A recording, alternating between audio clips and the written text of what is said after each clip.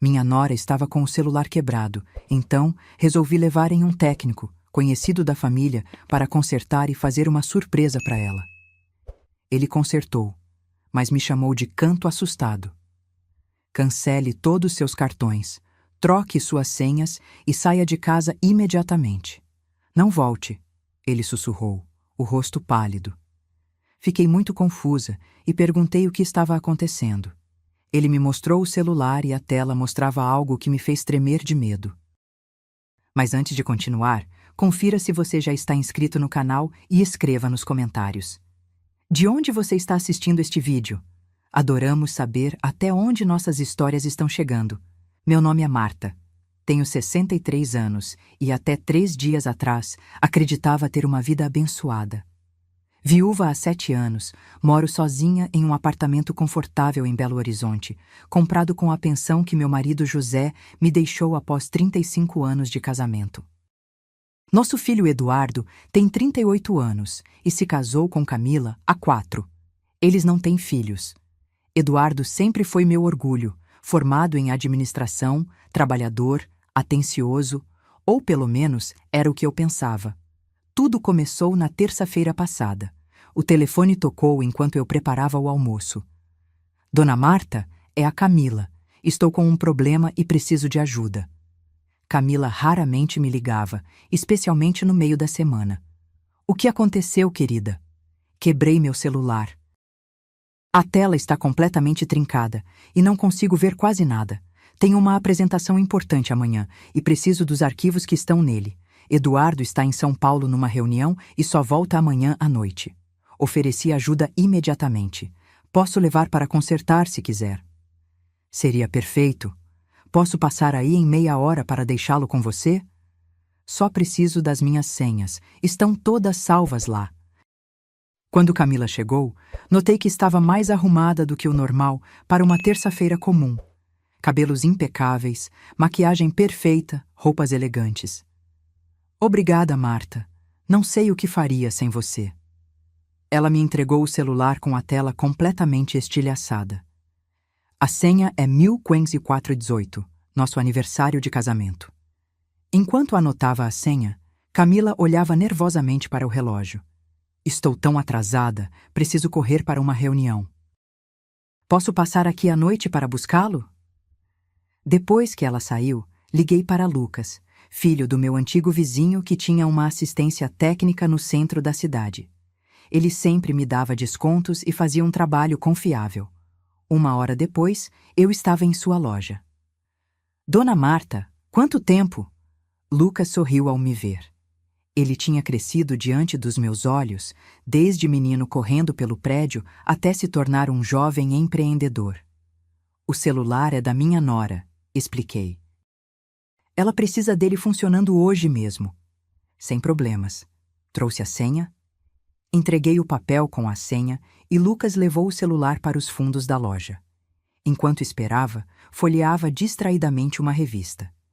Passaram-se cerca de 20 minutos quando percebi Lucas na porta que separava a loja da oficina, acenando discretamente para mim.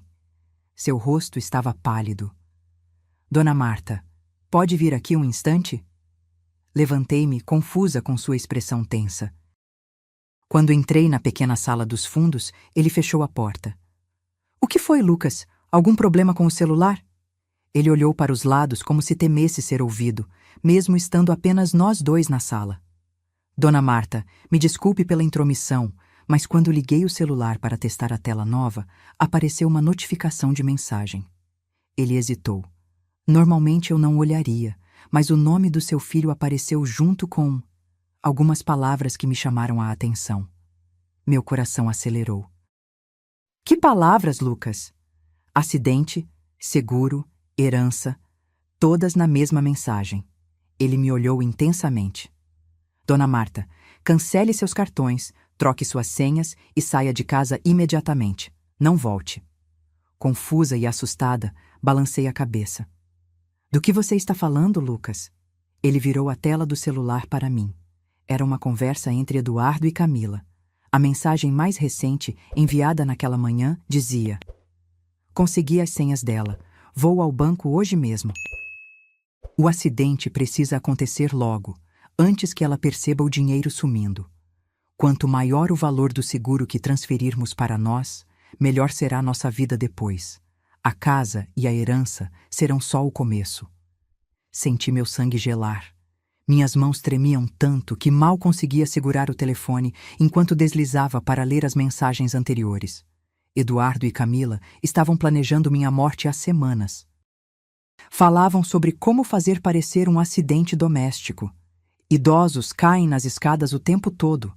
E como estavam desviando dinheiro das minhas contas aos poucos. É por isso que ela estava tão preocupada com o celular, murmurei, sentindo náuseas. Lucas me ajudou a sentar. Precisamos chamar a polícia. Não. Minha resposta foi instintiva. Eles não vão acreditar. É a minha palavra contra a do meu filho e da esposa dele. Pessoas respeitáveis, bem-sucedidas. Então precisamos de provas, disse Lucas firmemente. Posso fazer uma cópia de todas essas mensagens? Concordei, ainda em choque. Enquanto Lucas trabalhava, minha mente girava tentando processar o impensável. Meu único filho, meu Eduardo, estava planejando me matar por dinheiro. O menino que eu carreguei no colo, que consolei nas febres noturnas, que ajudei com a lição de casa, que apoiei em cada passo da vida. Dona Marta, fiz cópias de tudo. E agora, precisamos pensar em como proteger a senhora. Não posso ir para casa, disse, a realidade finalmente se estabelecendo. Camila vai buscar o celular lá hoje à noite. A senhora pode ficar na minha casa, ofereceu Lucas. Minha esposa e eu temos um quarto de hóspedes. Enquanto isso, precisamos verificar suas contas bancárias, ver quanto dinheiro eles já pegaram. Aceitei sua oferta, grata por não estar sozinha naquele momento terrível. Antes de sairmos da loja, decidimos que o celular precisava voltar a Camila sem levantar suspeitas. Vou restaurar as configurações de fábrica e reinstalar tudo, como se fosse um conserto normal, explicou Lucas. Ela nunca saberá que vimos as mensagens. Enquanto ele terminava o serviço, usei meu próprio celular para ligar para o banco. O atendente confirmou meu maior temor. Nos últimos 2 meses, mais de 70 rales. 000 haviam sido transferidos da minha conta para uma conta desconhecida em pequenas quantias, usando o aplicativo do banco. Alguém havia usado meu login e senha. Camila. Ela devia ter visto minhas senhas em algum momento, talvez quando eu pedi sua ajuda para configurar o aplicativo do banco no meu celular novo há alguns meses. Com o coração partido e a mente em alerta, deixei a loja com Lucas. O celular de Camila estava consertado e pronto para ser devolvido, sem nenhum indício de que havíamos descoberto seu plano macabro. Agora precisávamos agir rapidamente. Minha própria sobrevivência dependia disso. Antes de irmos para a casa de Lucas, passamos no banco. Cancelei todos os meus cartões, mudei todas as senhas e bloqueei qualquer transferência que não fosse feita presencialmente por mim, com documento e biometria. O gerente, que me conhecia há anos, ficou visivelmente preocupado com minha aparência. Está tudo bem, Dona Marta? Apenas uma medida de precaução, respondi com um sorriso forçado. Ando muito esquecida ultimamente. Saindo do banco, Lucas sugeriu que ligássemos para Camila informando que o celular estava pronto, mas que eu havia deixado na loja dele para ela buscar, pois eu teria um compromisso à noite. A mentira era necessária para ganhar tempo.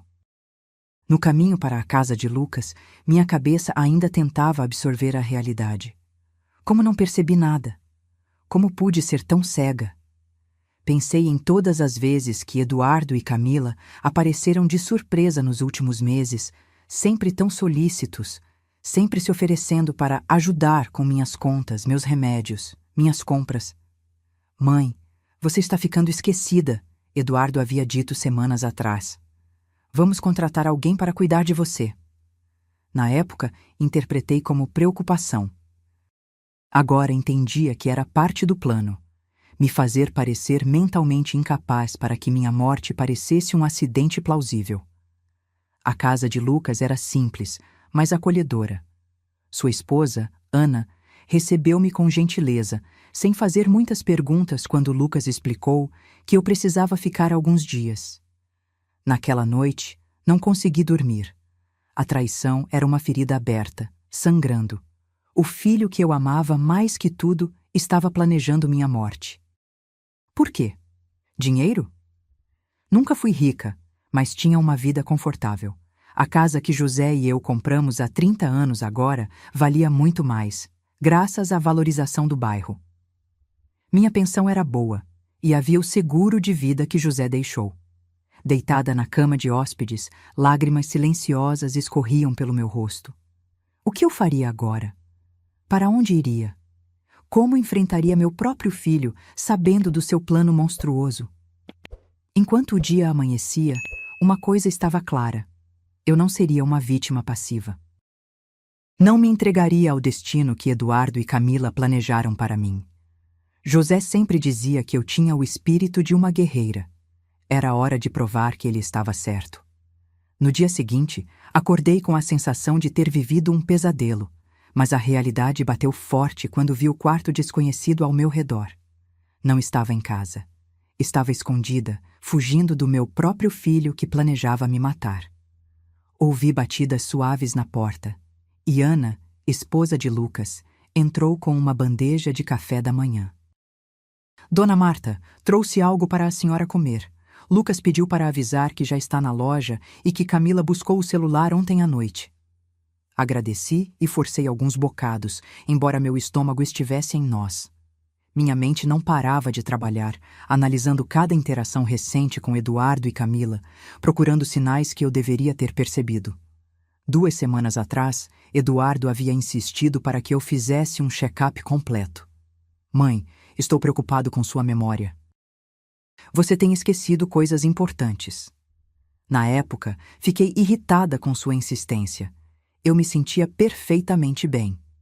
Agora entendi que ele estava plantando sementes de dúvida sobre minha capacidade mental. 1 mês antes, Camila apareceu com vitaminas novas. São ótimas para mulheres na sua idade, Marta. Vão te ajudar a dormir melhor. Eu havia tomado aquelas pílulas religiosamente. Seriam mesmo vitaminas ou algo mais sinistro? Meu celular tocou, interrompendo meus pensamentos sombrios. Era Eduardo. Meu coração disparou. Com as mãos trêmulas, atendi. Mãe, onde você está? Passei no seu apartamento ontem à noite e você não estava. Estou preocupado. Respirei fundo, tentando controlar minha voz. Oi, filho. Estou na casa de uma amiga da hidroginástica. Decidimos fazer uma noite de filmes. A mentira saiu mais facilmente do que eu esperava. Uma amiga? Que amiga? Você nunca mencionou ninguém da hidroginástica antes. O tom dele, uma mistura de desconfiança e irritação mal disfarçada, confirmou minhas suspeitas. Ele não estava preocupado, estava contrariado por não me encontrar em casa. Talvez o acidente estivesse programado para ontem à noite. A Regina, conheci há pouco tempo. Foi tão divertido que acabei dormindo aqui. Entendo, ele respondeu após uma pausa. Bem, estou em Belo Horizonte. Voltei mais cedo de São Paulo. Que tal eu passar aí hoje à tarde?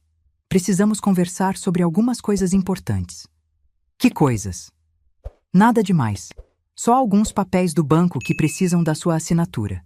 Eu e Camila achamos que seria bom reorganizar suas finanças, para facilitar. Reorganizar minhas finanças. Transferir tudo para eles, provavelmente. Claro, filho, mas hoje não vai dar. Tenho consulta médica à tarde. Que tal amanhã? Outra pausa. Consulta? Com qual médico? Posso te levar. Não precisa. Regina vai comigo. É só uma consulta de rotina. Mais mentiras. Cada palavra me doía, mas era necessário para ganhar tempo. Ok, então. Amanhã passo no seu apartamento. Por volta das 10 horas, está bom? Perfeito. Até amanhã, filho. Ao desligar, percebi que minhas mãos ainda tremiam. Lucas havia me deixado um recado com Ana. Ele tinha um amigo advogado que poderia nos aconselhar. Marquei de encontrá-los na hora do almoço. O escritório do Dr. Paulo ficava em um prédio discreto no centro. Era um homem na casa dos 60 anos, de fala pausada e olhar perspicaz. Lucas já havia lhe contado minha situação. Dona Marta, o que seu filho e sua nora estão planejando é gravíssimo. Tentativa de homicídio, estelionato, apropriação indébita. Precisamos agir com cuidado. O que posso fazer? É minha palavra contra a deles. Não exatamente, respondeu ele ajustando os óculos. Lucas me mostrou as cópias das mensagens. São evidências fortes, mas precisamos de mais. Que tipo de mais? Idealmente uma confissão. Se conseguíssemos que eles admitissem o plano, teríamos um caso sólido. Lucas se inclinou para a frente. E se gravássemos uma conversa? Legalmente complicado, respondeu o advogado. Gravações sem o conhecimento de todas as partes envolvidas nem sempre são aceitas como evidência. Mas, ele fez uma pausa significativa, poderiam nos dar direcionamento para conseguir provas mais concretas. Saí do escritório com um plano. Eduardo queria me encontrar amanhã. Seria minha chance de obter algum tipo de confissão. Dr. Paulo me emprestou um pequeno gravador explicando como escondê-lo e operá-lo. De volta ao apartamento de Lucas, comecei a me preparar mentalmente para o encontro. Precisava parecer normal, despreocupada, completamente ignorante sobre o plano deles. Seria o papel mais difícil da minha vida. Naquela noite, não consegui dormir novamente. Repassei mentalmente cada palavra que diria, cada reação que teria. Eduardo era esperto. Qualquer deslize de minha parte poderia alertá-lo. Pela manhã, Lucas me levou ao meu apartamento 1 hora antes do horário marcado com Eduardo. Precisava parecer que eu havia passado a noite ali. Arrumei rapidamente a cama, deixei uma xícara na pia como se tivesse tomado café. Vou ficar no carro, estacionado na esquina, disse Lucas. Se precisar de qualquer coisa, é só me ligar. Tenha cuidado, Dona Marta. Às 10 horas em ponto, a campainha tocou. Respirei fundo, ativei o gravador escondido no bolso do meu roupão e abri a porta. Eduardo estava lá, sorrindo como sempre. Meu filho, meu único filho. Por um momento fugaz, quis acreditar que tudo não passava de um terrível mal-entendido. Bom dia, mãe! Ele me abraçou e eu me forcei a retribuir, embora cada célula do meu corpo quisesse recuar. Como foi no médico ontem? Tudo bem, apenas exames de rotina. Mantive a voz casual enquanto o conduzia para a sala. Ótimo. E essa sua amiga nova, Regina? Nunca ouvi você falar dela antes. Havia uma ponta de desconfiança em sua voz que confirmava minhas suspeitas. Ele estava me testando. Conheci na hidroginástica há algumas semanas. É viúva também. Temos muito em comum. Eduardo sorriu, mas o sorriso não chegou aos seus olhos. Que bom que está fazendo novas amizades. Aliás, falando em amizades, notei que você anda mais esquecida ultimamente. Comentou com a Regina sobre isso? Aqui estava, a armadilha sendo preparada novamente. A narrativa da mãe confusa, mentalmente instável, propensa a acidentes. Não estou esquecida, filho. Minha memória está ótima. Forcei um sorriso. Mas você mencionou papéis do banco. O que precisa da minha assinatura? Ele tirou uma pasta da mochila. São apenas alguns documentos para facilitar a gestão das suas finanças. Uma procuração que me permitiria ajudar com suas contas, pagar suas despesas. Sabe como é a burocracia hoje em dia? Tudo digital. Folheei os documentos lentamente. Era exatamente o que eu temia. Uma procuração que daria a Eduardo poder total sobre minhas finanças. Com esse documento, ele poderia esvaziar minhas contas sem levantar suspeitas. Não sei, filho. Isso parece dar muito poder a você. É só para facilitar, mãe. Você sempre pode revogar se quiser. Seu tom era paciente, como se explicasse algo a uma criança. Além disso, Camila e eu estamos preocupados com você morando sozinha. Esse prédio é antigo. As escadas são perigosas. Meu sangue gelou. As escadas, as mesmas mencionadas nas mensagens, como o local perfeito para um acidente. Estou perfeitamente bem aqui. Ainda assim, estamos pensando que talvez fosse melhor você se mudar para um lugar mais seguro, ou até mesmo morar conosco por um tempo, para ficarem de olho em mim, para garantir que o acidente acontecesse conforme planejado. Eduardo, comecei cuidadosamente.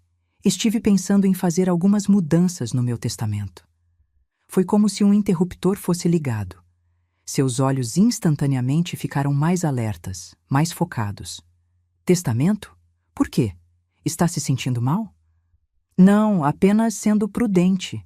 Estive conversando com a Regina sobre isso. Ela tem uma neta que está para entrar na faculdade e deixou tudo para ela. A expressão de Eduardo endureceu por um segundo. Não sabia que estava pensando nisso. Uma mulher da minha idade precisa se precaver. Fiz uma pausa estratégica. Estava pensando em deixar uma parte considerável para a caridade. O trabalho que a igreja faz com crianças carentes é maravilhoso. Caridade? A palavra saiu como se fosse um insulto. Mãe, você não acha que deveria pensar primeiro na sua família? Eu sou seu único filho. Claro, você receberia uma parte, mas pensei que talvez... Deixei a frase no ar, observando sua reação. A máscara começou a cair. Seus olhos, geralmente calorosos, tornaram-se calculistas, frios. Quanto você está pensando em deixar para a caridade? Fez aspas com os dedos ao pronunciar a última palavra. Não sei, talvez metade? Ou mais, ainda não decidi. Eduardo se levantou abruptamente, incapaz de esconder a raiva. Isso é absurdo. Depois de tudo que fizemos por você, eu e Camila sempre cuidamos de você, e é assim que você nos agradece? Eduardo, acalme-se. É só uma ideia. Uma ideia terrível. Ele caminhava pela sala, agitado. Você não está pensando claramente. É isso, não está raciocinando direito. Talvez seja a hora de considerar uma avaliação neurológica mais completa. Não preciso de avaliação nenhuma, respondi firmemente. Estou perfeitamente lúcida. Ele parou, respirou fundo, claramente tentando se controlar. Quando falou novamente, sua voz estava mais calma, mas havia um tom ameaçador subjacente. Mãe, sei que você quer fazer o que é certo. Mas confie em mim. Doar seu dinheiro não é o melhor caminho. Por que não assina esses papéis por enquanto? Ele empurrou a pasta em minha direção. Podemos discutir o testamento depois, com mais calma. Olhei para os documentos, depois para meu filho. O menino que eu havia criado, amado, protegido. Agora um estranho calculista diante de mim. Vou pensar no assunto, respondi finalmente. Eduardo pegou a pasta, claramente frustrado com minha resistência. Vou deixar os papéis aqui. Leia com calma. Volto amanhã para buscar. Quando ele saiu, desabei no sofá, exausta pelo esforço de manter a compostura. O gravador havia capturado toda a conversa. Não era uma confissão explícita, mas sua reação à menção do testamento falava volumes. Liguei para Lucas, que chegou em minutos. Ouvimos a gravação juntos. Ele se entregou, comentou Lucas. Não diretamente, mas a reação dele. Ainda não é suficiente, respondi, secando as lágrimas que finalmente me permiti derramar. Precisamos de algo mais concreto. Naquela tarde, voltei ao escritório do Dr. Paulo com a gravação. Ele ouviu atentamente, fazendo anotações. Você está certa, Dona Marta. Isso levanta suspeitas, mas não é suficiente para uma ação legal decisiva. Precisamos de mais. E as mensagens no celular da Camila? São mais incriminadoras, mas poderiam alegar que foram obtidas ilegalmente. Ele pensou por um momento. O ideal seria pegar os dois juntos, discutindo o plano. Se conseguíssemos uma gravação clara deles falando sobre o acidente planejado, teríamos um caso muito mais forte. Como faríamos isso? Dr. Paulo explicou seu plano. Era arriscado, mas poderia funcionar. Eu ligaria para Eduardo, dizendo que havia mudado de ideia e assinaria os documentos. Convidaria ele e Camila para jantar no meu apartamento amanhã à noite. O apartamento seria equipado com dispositivos de gravação instalados discretamente por um investigador particular que o advogado conhecia. É perigoso, argumentou Lucas. E se eles tentarem algo durante o jantar? O investigador estará em um carro na frente do prédio, monitorando tudo em tempo real, garantiu o Dr. Paulo. Ao primeiro sinal de perigo, ele intervirá. Além disso, você e Ana poderiam estar no apartamento vizinho, o da dona Gertrudes. Não está vazio desde que ela foi para o asilo? Lucas confirmou. O plano estava formado. Eu serviria de isca para meu próprio filho. A ideia era aterrorizante, mas necessária. Precisava expor a verdade, não apenas para minha segurança, mas para entender como e por que meu filho havia se transformado em um monstro disposto a matar a própria mãe. De volta ao apartamento de Lucas, liguei para Eduardo. Filho, pensei melhor e vou assinar aqueles papéis. Na verdade, adoraria se você e Camila viessem jantar aqui amanhã à noite. Faria aquela lasanha que você tanto gosta. Sério? A surpresa na voz dele era palpável. O que fez você mudar de ideia? Conversei com Regina. Ela me fez ver que estou ficando velha e talvez seja melhor ter alguém cuidando das minhas finanças. Essa Regina parece sensata, comentou ele, a satisfação evidente em sua voz. Claro que vamos. Que horas? Por volta das 7? E traga Camila. Faz tempo que não a vejo. Ao desligar, senti um calafrio. Estava convidando para minha casa as 2 pessoas que planejavam me matar. O jogo havia virado, e agora eu era a caçadora, não mais a presa. Mas o custo emocional era devastador. A cada nova etapa deste plano macabro, eu perdia um pouco mais do filho que acreditava ter. Na manhã seguinte, tudo foi preparado meticulosamente. O investigador particular, Sr. Mendes, um homem discreto na casa dos 50 anos, chegou cedo ao meu apartamento. Com habilidade profissional, instalou pequenas câmeras e microfones em locais estratégicos, sala de estar, cozinha, corredor principal. Estes dispositivos são praticamente invisíveis, explicou ele, mostrando como um microfone do tamanho de um botão ficava oculto atrás de um porta-retratos. Tudo será transmitido em tempo real para meu equipamento no carro e também gravado como evidência. Lucas e Ana chegaram logo depois. O apartamento ao lado, que pertencia à dona Gertrudes, internada em um asilo havia 3 meses, seria nossa base de operações. Lucas havia conseguido a chave com o síndico, alegando que faria uma vistoria elétrica. Estaremos literalmente ao lado, ouvindo tudo, garantiu Lucas. Ao menor sinal de perigo, entramos. Passei a tarde cozinhando, tentando manter as mãos ocupadas para não pensar demais. A lasanha, que Eduardo amava desde criança, seria servida com salada e pão. Preparei tudo como se fosse um jantar normal, como se meu mundo não tivesse desmoronado, como se não estivesse prestes a confrontar a traição mais profunda que poderia imaginar. Às 6h30, tudo estava pronto. O Sr. Mendes testou os equipamentos uma última vez antes de sair para seu posto no carro. Lucas e Ana se posicionaram no apartamento ao lado, com um rádio que permitiria comunicação com o investigador. Fiquei sozinha, esperando. Às 7 em ponto, a campainha tocou. Respirei fundo, ajustei meu sorriso e abri a porta. Eduardo e Camila estavam lá, sorridentes. Ele trazia uma garrafa de vinho tinto, ela uma pequena caixa de chocolates, presentes para sua vítima. Mãe! Eduardo me abraçou calorosamente. Que saudade! Forcei-me a retribuir o abraço, sentindo-me fisicamente doente com a falsidade da situação.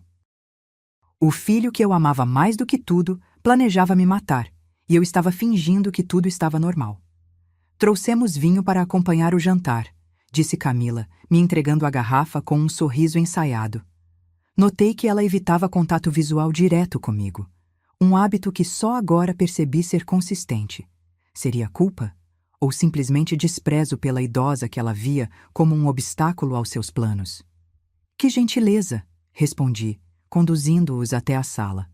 Vou abrir agora mesmo. Deixe que eu faço isso, mãe. Eduardo pegou a garrafa rapidamente. Você já deve estar cansada de cozinhar. Aceitei a oferta, observando atentamente enquanto ele abria o vinho na cozinha. Será que estava planejando adicionar algo à bebida? As câmeras capturavam tudo. Voltei minha atenção para Camila, que examinava a sala discretamente, como se procurando mudanças. Como vai o trabalho, Camila? Bem, obrigada. Bastante ocupada. Estamos com um novo cliente importante. Eduardo voltou com 3 taças de vinho. Entreguei a Camila, peguei a minha e notei que ele observava atentamente enquanto eu a levava aos lábios. Fingi beber, apenas molhando os lábios. Delicioso, comentei. Vamos jantar? A lasanha está pronta. Na mesa de jantar, a conversa fluiu superficialmente. Trabalho, clima, notícias locais. Falávamos como estranhos educados, não como família. Eu servia a comida, sorria, respondia perguntas, tudo enquanto meu coração sangrava. Então, mãe, Eduardo começou depois de alguns minutos. Pensou melhor sobre aqueles documentos? Sim, estão na minha mesa. Vamos olhar depois do jantar. Camila e Eduardo trocaram um olhar rápido. Satisfação? Alívio? Sabe, estive pensando, continuou Eduardo, cortando mais um pedaço de lasanha. Talvez fosse bom você fazer um check-up médico completo. Um amigo meu é neurologista, especializado em perda de memória em idosos. Perda de memória? Repeti, mantendo a voz calma. Por que você acha que estou perdendo a memória? Camila interveio suavemente. Marta, não é nada para se preocupar. É apenas preventivo. Notamos alguns pequenos lapsos ultimamente. Que lapsos? Perguntei, olhando diretamente para ela. Semana passada você esqueceu o aniversário da tia Zulmira, respondeu Eduardo rapidamente. E outro dia Camila te ligou e você não se lembrou da conversa no dia seguinte. Mentiras, puras mentiras. Tia Zulmira havia falecido há 3 anos. E Camila raramente me ligava, exceto para pedir favores. Interessante, comentei, tomando mais um gole fingido de vinho. Não me lembro desses episódios. Viu? Eduardo olhou para Camila significativamente. Isso prova meu ponto. Decidi que era hora de mudar um pouco a estratégia. Precisava fazê-los falar mais abertamente. Falando em memória, comecei, estive pensando no seguro de vida que seu pai deixou. Vocês sabem quanto é o valor atual? A atenção deles imediatamente ficou mais focada.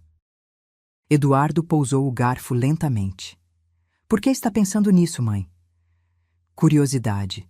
Estive organizando alguns papéis e encontrei a apólice, mas não consigo entender todos aqueles termos técnicos. Se quiser, posso dar uma olhada, ofereceu Eduardo com falsa casualidade. Sou bom com esses documentos. Na verdade, continuei, estava pensando em mudar o beneficiário. O silêncio caiu sobre a mesa como uma pedra pesada. Vi o rosto de Eduardo endurecer enquanto ele tentava controlar sua expressão. Mudar o beneficiário? Repetiu ele, quase sussurrando. Para quem? Para uma instituição de caridade, talvez? Ou para a filha da Regina? A menina está entrando na faculdade e precisa mais do que você, que já está estabelecido. Camila soltou um risinho nervoso. Marta, isso não faz sentido. Eduardo é seu único filho. Por que você daria seu dinheiro para estranhos? Não são exatamente estranhos. Regina tornou-se uma grande amiga. Eduardo pousou o copo com força na mesa, derramando um pouco de vinho. Você mal conhece essa mulher, e já quer dar a ela o dinheiro que papai deixou para mim? Sua voz subiu, a raiva escapando pelo controle cuidadoso. É meu dinheiro agora, respondi calmamente. Posso fazer o que quiser com ele. Camila colocou a mão no braço de Eduardo, como se tentando acalmá-lo, mas seus olhos estavam frios, calculistas. Marta, ela disse com falsa doçura. Acho que isso demonstra exatamente o que estamos dizendo sobre sua memória. Você está tomando decisões impulsivas que vão contra tudo que sempre valorizou. Família em primeiro lugar, lembra? Eu me lembro perfeitamente, respondi, olhando nos olhos dela. É por isso que estou chocada com certas descobertas recentes. Que descobertas? A voz de Eduardo era cautelosa agora. Hesitei propositalmente, como se tivesse falado demais. Nada importante. Apenas algumas movimentações estranhas nas minhas contas bancárias. Os dois trocaram olhares rápidos, tensos. Eduardo se recompôs primeiro. Que tipo de movimentações? Pequenas transferências, dinheiro saindo sem que eu tenha autorizado. Deve ser algum erro do banco, sugeriu Camila rapidamente. Ou talvez você tenha autorizado e esquecido, acrescentou Eduardo. Viu? É exatamente sobre isso que estamos falando. Você está ficando confusa. Inclinei-me sobre a mesa, encarando-os. Não estou confusa. Nunca autorizei transferências para uma conta chamada Paraíso Futuro Lita. Vocês sabem algo sobre isso? Eduardo empalideceu visivelmente. Camila engoliu em seco. Não sei do que você está falando, respondeu ele, mas sua voz traiu a mentira. Estranho, continuei, porque o gerente do banco me mostrou que essa empresa foi registrada recentemente. Os donos são Eduardo e Camila Silva. O silêncio que se seguiu foi ensurdecedor. Por um momento, pensei que eles poderiam confessar, recuar, talvez até pedir perdão. Mas então, vi algo mudar nos olhos de Eduardo. A máscara de filho dedicado caiu completamente, revelando algo frio e perigoso que nunca havia visto antes. Mãe, sua voz era calma agora, controlada. Acho que você realmente não está bem. Está imaginando coisas, ficando paranoica. Não estou paranoica, tenho provas. Eduardo se levantou, caminhando lentamente ao redor da mesa até parar atrás da minha cadeira. Senti um arrepio de medo real pela primeira vez naquela noite. Que provas? Perguntou ele, colocando as mãos pesadamente nos meus ombros.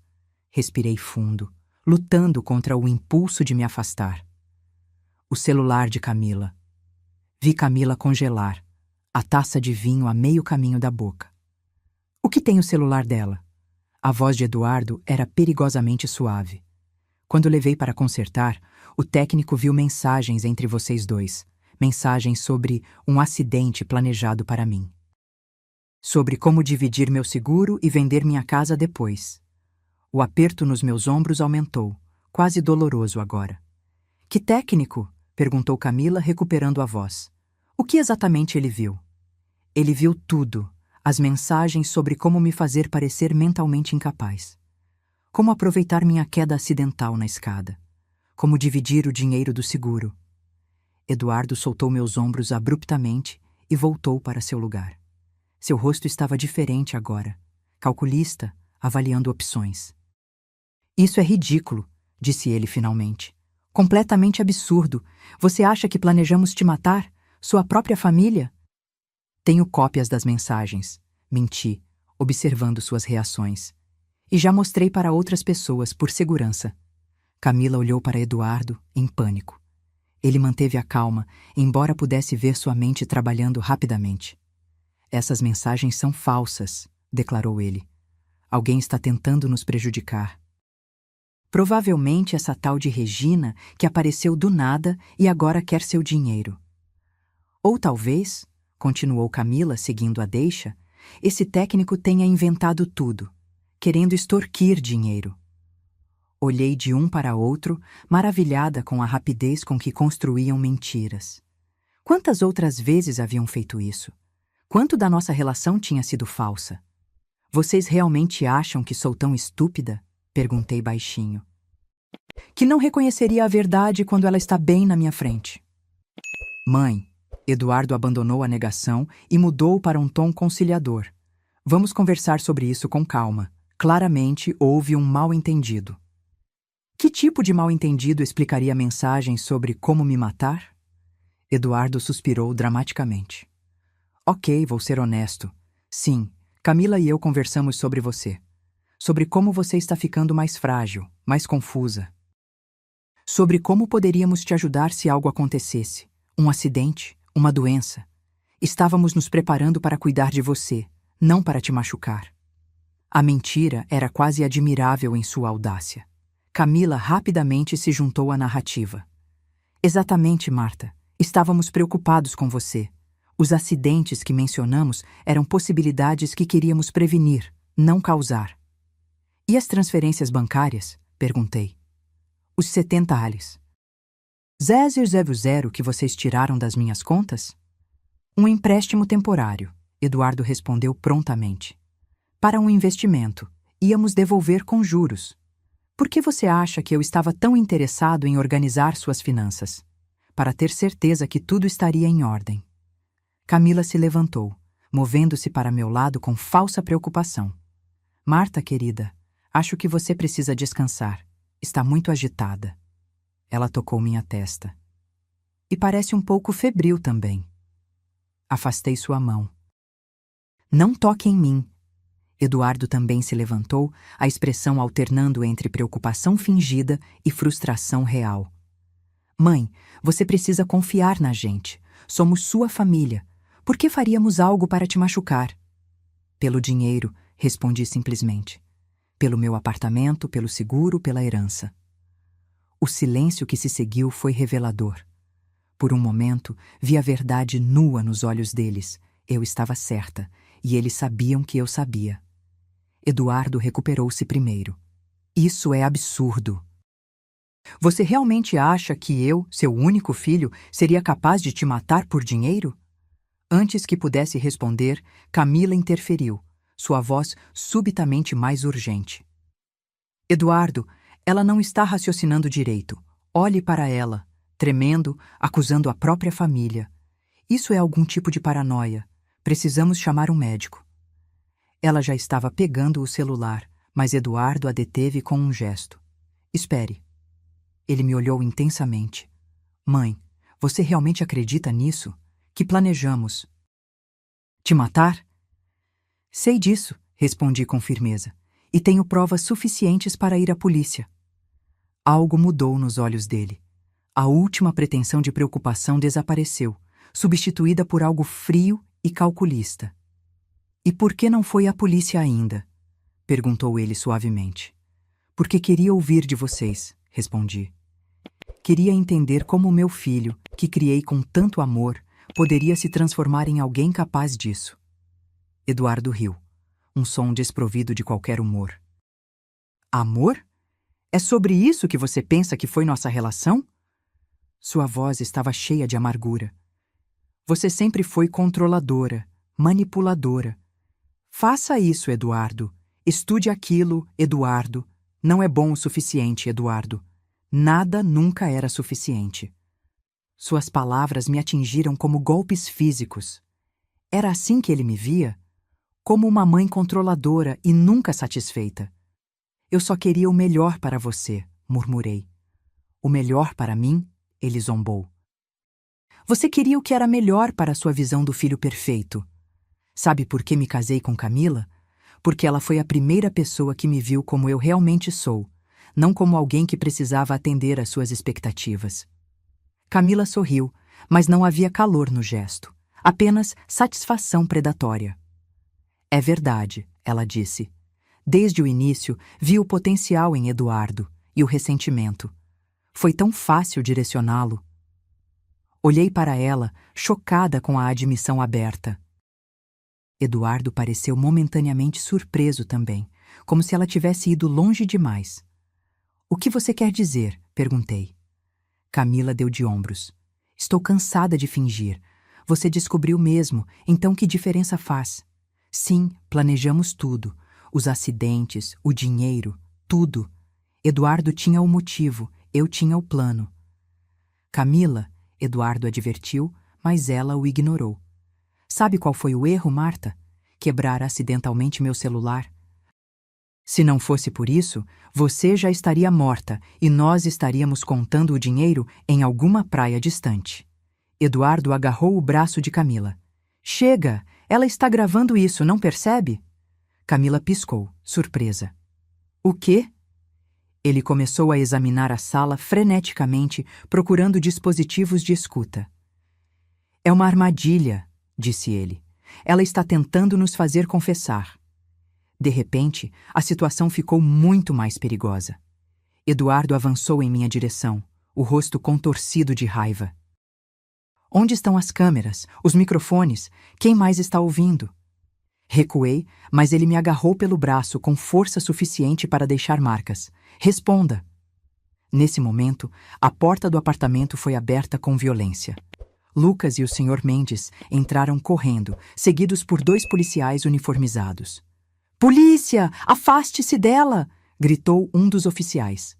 Eduardo me soltou imediatamente, erguendo as mãos. Camila permaneceu paralisada, o choque evidente em seu rosto. O que é isso? Eduardo tentou soar indignado. Estamos apenas jantando com minha mãe. O que está acontecendo? O Sr. Mendes se adiantou, mostrando um distintivo. Investigador Mendes, Polícia Civil, temos tudo gravado. As ameaças, a confissão parcial. Vocês 2 estão presos por tentativa de homicídio, fraude financeira e conspiração. Enquanto os policiais algemavam Eduardo e Camila, senti meu corpo enfraquecendo. Décadas de amor maternal, de sonhos e esperanças para meu filho, desmoronavam diante dos meus olhos. Lucas me amparou quando minhas pernas cederam. Acabou, Dona Marta, ele sussurrou. A senhora está segura agora. Eduardo me olhou uma última vez antes de ser levado. Não havia remorso em seus olhos, apenas raiva fria por ter sido pego. Isso não acabou, ele murmurou ao passar por mim. E mesmo cercada por pessoas que me protegiam, senti um calafrio percorrer minha espinha. Porque, no fundo, sabia que era verdade. O pesadelo da traição estava apenas começando. Os dias que se seguiram à prisão de Eduardo e Camila passaram como um pesadelo em câmera lenta. O apartamento que por tantos anos havia sido meu refúgio tornou-se um lugar estranho, contaminado pelas lembranças daquela última noite. Cada canto parecia sussurrar traição. Lucas e Ana insistiram que eu ficasse com eles novamente. Pelo menos até tudo se acalmar, argumentaram. Aceitei, grata pela companhia e pelo apoio genuíno que me ofereciam. A investigação avançou rapidamente. O Dr. Paulo manteve-me informada sobre cada desenvolvimento. As provas eram esmagadoras, as gravações daquela noite, os registros das transferências bancárias, as mensagens recuperadas do celular de Camila e agora, mais perturbador ainda, evidências de que eu estava sendo lentamente envenenada. Encontraram traços de arsênico no seu cabelo, explicou o doutor. Paulo durante uma de nossas reuniões. Em níveis baixos, consistentes com envenenamento gradual, provavelmente colocado na sua comida ou bebida durante meses. Lembrei-me das vitaminas especiais que Camila havia me dado, das vezes em que Eduardo insistia em preparar meu chá quando me visitava, das dores de cabeça persistentes, da fadiga inexplicável, dos lapsos ocasionais de memória que eu havia atribuído à idade. Eles estavam me matando lentamente, murmurei, a realidade ainda difícil de aceitar completamente. Meu próprio filho. O envenenamento gradual serviria para 2 propósitos, continuou o advogado. Enfraquecê-la fisicamente e criar um histórico de confusão mental que tornaria um eventual acidente menos suspeito. Passou-se uma semana antes que eu reunisse coragem para visitar Eduardo na prisão.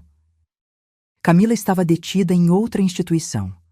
Eles haviam sido separados propositalmente para evitar que coordenassem suas defesas. A sala de visitas era fria e impessoal. Guardas atentos observavam cada interação. Eduardo entrou usando um uniforme laranja, algemas nos pulsos. Parecia mais magro, mais velho, os olhos marcados pelo cansaço ou remorso. Eu não sabia dizer qual. Por quê? Foi a única palavra que consegui pronunciar quando nos sentamos frente a frente. Eduardo me estudou por um longo momento antes de responder. O dinheiro, claro, parece óbvio agora. Não, não é óbvio. Você sempre teve tudo. Nunca lhe neguei nada. Um sorriso amargo cruzou seu rosto. Tudo dentro do que você considerava razoável. Nunca o suficiente. O que você quer dizer? Você e papai sempre foram tão modestos, tão orgulhosos da vida simples que construíram. Enquanto isso, eu via meus amigos viajando pelo mundo, morando em mansões, dirigindo carros de luxo.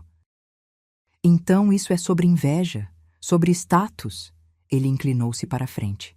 É sobre o que eu mereço, sobre não esperar décadas para ter o que é meu por direito. Por direito? Repeti incrédula. Você acha que tem direito ao que seu pai e eu construímos com nosso trabalho? Sou seu único filho. Para quem mais iria? Sua lógica era tão distorcida quanto perturbadora. E isso justifica me matar? Eduardo recostou-se na cadeira, aparentemente relaxado apesar da situação. Foi ideia da Camila, inicialmente. Ela tem experiência nesse tipo de arranjo. O que quer dizer com experiência? Um lampejo de algo, talvez satisfação maliciosa, passou por seus olhos. Você não sabe? Camila não é quem você pensa que é. Seu nome verdadeiro nem é Camila Silva, é Renata Cardoso. O nome não significava nada para mim. E por que isso importa? Procure na internet quando chegar em casa. Renata Cardoso, de Belo Horizonte. Acusada de matar o marido idoso por envenenamento há 6 anos, nunca condenada por falta de provas. Senti um frio na espinha. Você sabia disso quando se casou com ela? Eduardo hesitou, pela primeira vez parecendo um pouco desconfortável. Não imediatamente.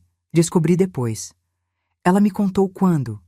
Quando começamos a discutir nossas opções financeiras. Opções financeiras, repeti mecanicamente. É assim que você chama matar sua mãe? Era o caminho mais rápido. Ele respondeu com uma frieza que me gelou até os ossos. E ela garantiu que seria indolor. Você simplesmente adormeceria uma noite e não acordaria, sem sofrimento. Olhei para meu filho, este estranho, usando o rosto dele, e senti uma dor que transcendia o físico. Você realmente me odeia tanto assim? Não é sobre ódio, ele respondeu, parecendo genuinamente surpreso com a pergunta. É sobre necessidade, sobre oportunidade. E agora? O que acontece agora? Agora eu tenho um bom advogado. Vou alegar que fui manipulado por Camila, ou Renata, como preferir. Que ela planejou tudo, que eu estava sob sua influência. Talvez até use insanidade temporária. Você não está arrependido, percebi, a última esperança se esvaindo. Nem um pouco. Eduardo deu de ombros. Arrependido de ter sido pego, talvez. Mas você está viva, não está? No final, não consegui ir até o fim. Porque eu descobri antes, corrigi. Não porque você desistiu. Ele não respondeu, apenas sorriu aquele sorriso vazio que eu começava a reconhecer como sua verdadeira natureza. Levantei-me para sair, incapaz de suportar mais. Quando estava na porta, ele chamou. Mãe? Virei-me, talvez esperando um lampejo de arrependimento, um vislumbre do filho que eu pensava conhecer.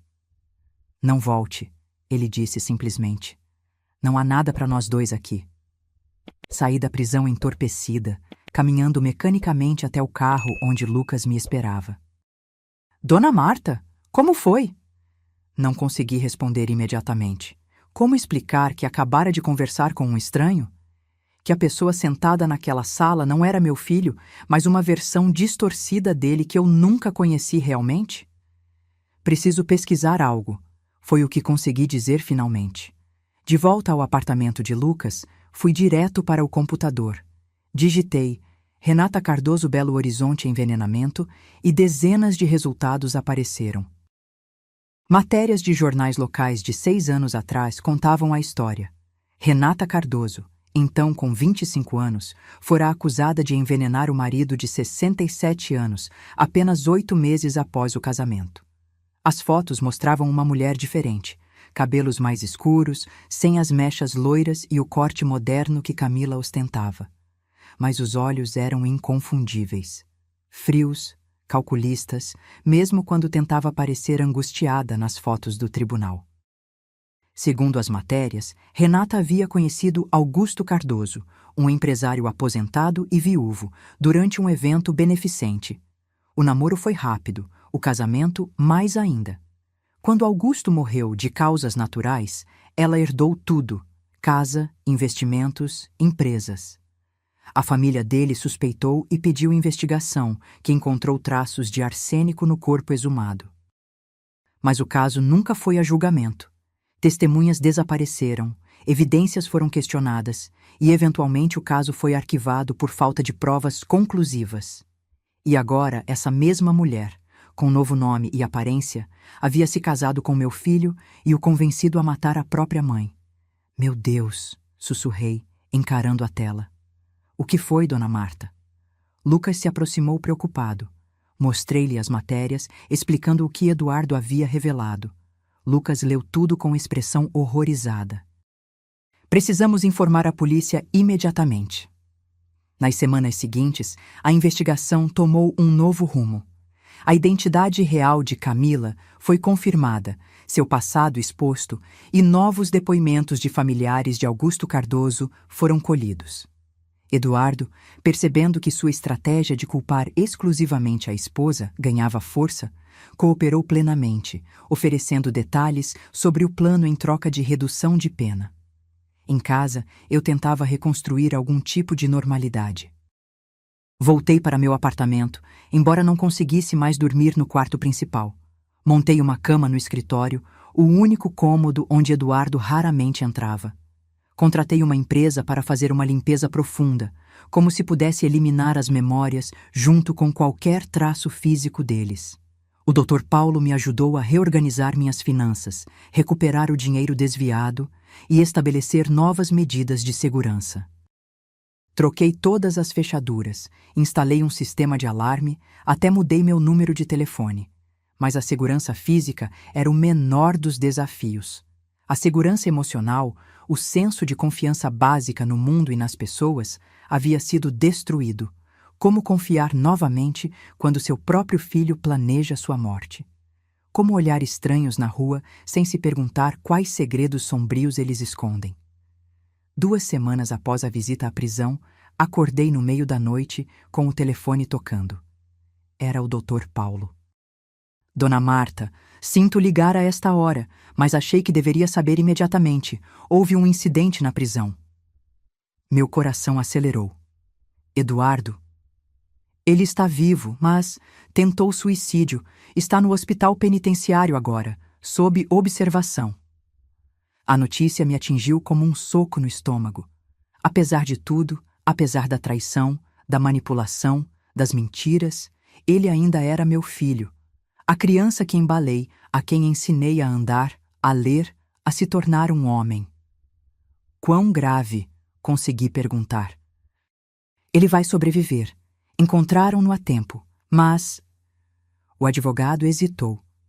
Ele deixou uma carta. Para você. O que ela diz? A polícia ainda está com ela, como evidência, mas pedirei uma cópia. Naquela madrugada, não voltei a dormir. Fiquei na sala, olhando antigas fotos de família. Eduardo bebê nos meus braços. Eduardo criança, orgulhoso com seu primeiro troféu de futebol. Eduardo adolescente, tão cheio de promessas e possibilidades. Onde estava aquele menino? Havia realmente se transformado no homem frio e calculista da sala de visitas da prisão? Ou aquela escuridão sempre esteve lá, esperando o momento certo para emergir? A carta chegou 2 dias depois, trazida pessoalmente pelo Dr. Paulo. Era curta, escrita com a caligrafia familiar que eu reconheceria em qualquer lugar. Mãe, se está lendo isto, provavelmente falhei até nisso. Não consigo mais suportar. Não a prisão, já estive em lugares piores, mas a verdade. A verdade sobre mim mesmo que só agora consigo ver claramente. Não sei explicar como cheguei aqui, como permiti que a ambição e o ressentimento envenenassem tudo, como deixei que Camila, ou Renata, tanto faz, me convencesse de que você merecia morrer para que eu pudesse ter o que queria. Não há desculpas, nem justificativas. Apenas o reconhecimento de que me tornei um monstro. Você me perguntou por quê. A verdade é que nem eu sei mais.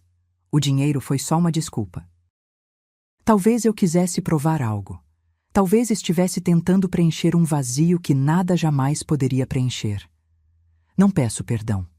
Não o mereço. Só quero que saiba que, no fim, entendi o que fiz. E não consegui viver com isso. Eduardo li a carta várias vezes, procurando... o quê? Redenção? Explicações? Vestígios do filho que amei? Não encontrei nada além de palavras vazias de um homem que só lamentava ter sido descoberto. Naquela noite, chorei pelo filho que havia perdido. Não o Eduardo da prisão, mas o menino que um dia sonhou ser astronauta, que me trazia flores colhidas no caminho da escola, que jurou sempre me proteger quando o pai morreu. Aquele menino havia morrido muito antes de eu descobrir a conspiração. Talvez nunca tivesse realmente existido, exceto na minha imaginação materna. A vida continuou, como sempre continua mesmo após as maiores tragédias. O julgamento foi marcado para 6 meses depois. A promotoria tinha um caso sólido contra Eduardo e Camila Renata, especialmente depois que ele decidiu testemunhar contra ela em troca de uma pena reduzida. Lentamente construí novas rotinas. Voltei para a hidroginástica, desta vez de verdade, não como álibi. Conheci pessoas novas, fiz amizades genuínas. Lucas e Ana continuaram presentes em minha vida, um lembrete constante de que ainda existia bondade no mundo. Em uma manhã particularmente difícil, 3 meses após a prisão de Eduardo, recebi uma ligação inesperada. "Senhora Marta Silva?" perguntou uma voz feminina desconhecida. "Sim, quem fala?" "Meu nome é Júlia Cardoso. Era sobrinha de Augusto Cardoso." O nome instantaneamente me alertou. "O marido de Renata." "Sim." A voz hesitou. "Soube do seu caso pelos jornais, sobre o que Renata, Camila, como ela se chama agora, tentou fazer com a senhora. O que ela fez com seu filho." "Por que está me ligando, senhorita Cardoso?" "Porque achei que deveria saber. Você não é a primeira, e se dependesse dela, não seria a última." Encontrei-me com Júlia naquela mesma tarde, em uma cafeteria tranquila no centro. Era uma mulher na casa dos 30, com olhos tristes que pareciam ter visto demais para sua idade. "Meu tio era um homem bom", começou ela. "Viúvo há 5 anos quando conheceu Renata. Ela era encantadora, atenciosa, exatamente o que ele precisava após tanto tempo sozinho." A história era dolorosamente familiar. O romance rápido, o casamento apressado, as mudanças sutis no comportamento do marido. Ele começou a se afastar da família. Dizia que estávamos tentando controlar sua vida, que não respeitávamos suas escolhas. Júlia bebeu um gole de café. Então vieram os problemas de saúde, pequenos no início, fadiga, dores de cabeça, confusão ocasional. O médico disse que era normal para a idade. "Arsênico", murmurei, reconhecendo o padrão. Júlia assentiu. "Descobrimos depois da morte. Pequenas doses ao longo de meses, aumentando gradualmente até o fim. Quando ele morreu, parecia natural. Um homem de 67 anos com saúde debilitada." "Como vocês descobriram?" "Meu irmão é médico. Ele sempre suspeitou. Insistiu na autópsia, depois na exumação quando a primeira análise não foi conclusiva. Encontramos o arsênico, mas..." Ela balançou a cabeça, frustrada. Renata tinha álibi para dias críticos. Testemunhas desapareceram misteriosamente e o advogado dela conseguiu questionar a cadeia de custódia das amostras. A história era devastadora em sua familiaridade. A mesma técnica, o mesmo modus operandi, aplicado agora ao meu caso. "Ela sumiu depois que o caso foi arquivado", continuou Júlia. "Levou tudo, a casa, os investimentos, até os objetos pessoais de valor sentimental. Nós a procuramos por anos, mas ela simplesmente desapareceu. Até ver a foto dela no jornal, ao lado do seu filho." "Quanto tempo depois ela conheceu Eduardo?" "Menos de 1 ano, pelo que consegui apurar. Ela é metódica, não perde tempo." Sentamos em silêncio por alguns minutos, 2 mulheres unidas por uma tragédia compartilhada, pela manipulação da mesma predadora. "Há mais uma coisa que você deve saber", disse Júlia finalmente. "Renata tinha um cúmplice no caso do meu tio, um homem que se apresentava como seu irmão, mas suspeitamos que fosse um amante. Um cúmplice? A notícia me pegou desprevenida. Sim, ele a visitava frequentemente, sempre quando meu tio não estava. Os vizinhos comentavam. Depois da morte, ele ajudou a esvaziar a casa, a transferir bens. Nunca conseguimos identificá-lo completamente. Usava nomes falsos, documentos forjados. Acha que ele está envolvido no meu caso também? Não sei, respondeu Júlia honestamente. Mas Renata raramente trabalha sozinha. E se seu filho diz que a ideia foi toda dela? Ela deixou a implicação pairar no ar. Saí do encontro com Júlia com mais perguntas do que respostas e um novo fio de medo. E se houvesse mais alguém envolvido? Alguém que eu não conhecia, que poderia ainda estar lá fora, talvez planejando terminar o que Eduardo e Camila Renata haviam começado? Compartilhei minhas preocupações com o Dr. Paulo, que imediatamente entrou em contato com a polícia. Eles prometeram investigar a possibilidade de um terceiro conspirador, verificar as visitas que Camila recebera antes da prisão, os contatos que fizera. Enquanto isso, minha vida continuava em suspenso. Eu existia em um limbo estranho. Não totalmente vítima, já que havia sobrevivido, mas também não completamente sobrevivente, pois a ameaça parecia continuar. Um mês antes do julgamento marcado, recebi outra visita inesperada. Era o Sr. Mendes, o investigador particular que havia ajudado a montar a operação no meu apartamento. Descobrimos algo que a senhora precisa ver, disse ele, colocando uma pasta sobre minha mesa. Câmeras de segurança do seu prédio, 3 meses antes da prisão do seu filho. Observe este homem.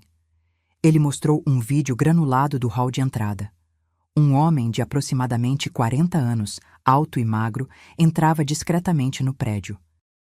Não usava uniforme, mas carregava uma maleta que sugeria algum tipo de serviço técnico. Ele visitou seu apartamento pelo menos 5 vezes quando a senhora não estava em casa, explicou o Sr. Mendes. Identificamos ele como Rodrigo Santos, mas é uma identidade falsa. Seus documentos são forjados. Rodrigo... O nome soou familiar. Eduardo mencionou um amigo chamado Rodrigo, que era técnico em informática. Disse que ele havia configurado meu novo roteador de internet no início do ano. O senhor Mendes assentiu. E provavelmente instalou algum tipo de software espião no seu computador ou dispositivos de escuta no apartamento. Encontramos evidências de acesso não autorizado ao seu e-mail e contas bancárias. Um calafrio percorreu minha espinha. Ele é o cúmplice que Júlia mencionou? Possivelmente. Estamos rastreando seus movimentos, mas ele desapareceu logo após a prisão de Eduardo e Camila, o que sugere que estava definitivamente envolvido. A ideia de que um estranho havia entrado em minha casa, mexido em meus pertences, planejado minha morte junto com meu filho e sua esposa, era quase insuportável. A violação ia além do físico. Era uma profanação de tudo que eu considerava seguro e sagrado. O que faço agora? Perguntei. Ele ainda pode estar por aí, planejando terminar o serviço. Aumentamos a vigilância no seu prédio, garantiu o Sr. Mendes. E recomendo fortemente que a senhora considere se mudar temporariamente, pelo menos até o julgamento. Quanto menos previsível for sua rotina, melhor. Naquela mesma noite, arrumei uma mala e fui para um hotel no centro da cidade. Era um estabelecimento discreto, não o tipo de lugar que Eduardo ou seus cúmplices procurariam. Registrei-me sob um nome falso, paguei em dinheiro e me instalei em um quarto pequeno, mas limpo no 3º andar. Foi lá, sozinha com meus pensamentos, que comecei a escrever este relato. Inicialmente como terapia, uma forma de processar o trauma, de dar sentido ao inexplicável. Depois, como um testemunho, um aviso para outros que possam se encontrar em situação semelhante. 2 semanas antes do julgamento, recebi uma ligação do Dr. Paulo. Sua voz estava tensa, urgente. Dona Marta, a polícia acabou de me informar. Camila, ou melhor, Renata, foi encontrada inconsciente na cela esta manhã. Tentativa de suicídio, aparentemente. Meu Deus, Ela vai sobreviver? Sim, mas... Ele hesitou. Antes de tentar se matar, ela escreveu uma confissão completa.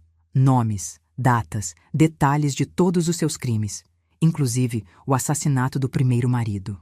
E Eduardo. Mencionado extensivamente. Segundo ela, ele não foi manipulado. Foi um parceiro voluntário desde o início. A ideia de matá-la foi conjunta, planejada ao longo de meses. A notícia não deveria ter me surpreendido, mas ainda assim doeu. Era a confirmação final de que meu filho, o verdadeiro Eduardo, não alguma versão manipulada dele, havia escolhido conscientemente planejar minha morte. Há mais, continuou o Dr. Paulo. Ela mencionou um terceiro conspirador, Rodrigo Santos, ou Paulo Mendes, ou qualquer que seja seu nome verdadeiro. Aparentemente, ele é seu ex-marido, não oficialmente divorciado.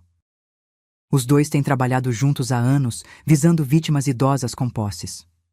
Onde ele está agora? Desaparecido. A polícia emitiu um alerta, estão verificando aeroportos, rodoviárias, mas ele teve semanas de vantagem.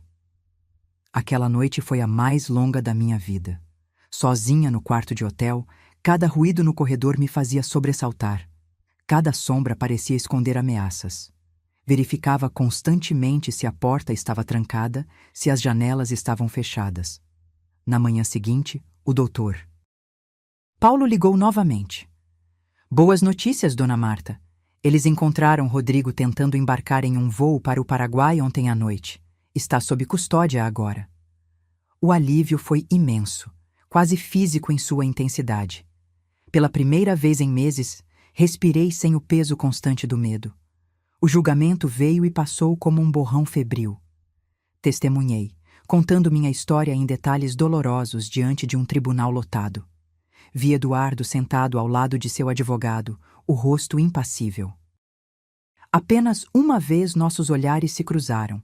Não vi remorso em seus olhos, apenas uma espécie de resignação vazia. Renata Camila apareceu abatida, mais velha, a máscara de beleza sofisticada substituída pelo peso da realidade. Sua confissão escrita eliminou qualquer necessidade de teatralidade no tribunal. Ela respondeu às perguntas mecanicamente, confirmando cada horrível detalhe. Rodrigo, sentado separadamente com seu próprio advogado, mantinha os olhos baixos, raramente olhando para o tribunal ou para seus ex-cúmplices. Parecia menor de alguma forma, diminuído pela exposição à luz. O veredicto foi rápido e unânime. Culpados de todas as acusações. Eduardo recebeu 25 anos por tentativa de homicídio qualificado, estelionato e outros crimes. Renata, com seu histórico mais extenso e o assassinato comprovado de seu primeiro marido, pegou prisão perpétua. Rodrigo, 18 anos como cúmplice. Quando o juiz pronunciou as sentenças, não senti a vingança que talvez esperasse. Apenas um vazio imenso, uma sensação de desperdício incomensurável. Tantas vidas arruinadas, a minha, a deles, a das famílias anteriores que haviam sido vítimas. E para quê? Dinheiro que nunca poderiam gastar, confortos que nunca poderiam desfrutar atrás das grades. Voltei para casa. Não o apartamento onde tudo aconteceu, mas uma nova casa, menor e mais aconchegante, em um bairro diferente. Comecei lentamente a reconstruir minha vida, um dia de cada vez. Lucas e sua esposa continuaram próximos, visitando regularmente, ajudando nas pequenas e grandes tarefas. Conheci outras pessoas através de grupos de apoio a vítimas de crimes. Fiz novos amigos, descobri novos interesses. Ocasionalmente, recebo notícias sobre Eduardo através do sistema prisional. Ele está estudando, dizem, comportando-se bem, participa de terapia de grupo, nunca pede para me ver, nunca escreve. É como se tivéssemos um acordo tácito de que aquele capítulo está encerrado para sempre.